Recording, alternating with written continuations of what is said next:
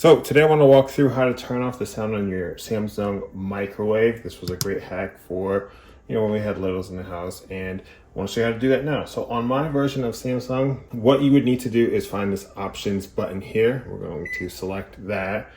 Now I haven't been able to get the number 3 option to show by hitting the number 3. So I'm going to hit the options button 2 times. So I'm going to go to options 2 and then options 3 here. Option 3 is your sound. And what you're going to do here, 1 turns the sound on, 2 turns the sound off. So since I want it off, I'm going to leave it at 2, and I'm going to hit enter or start.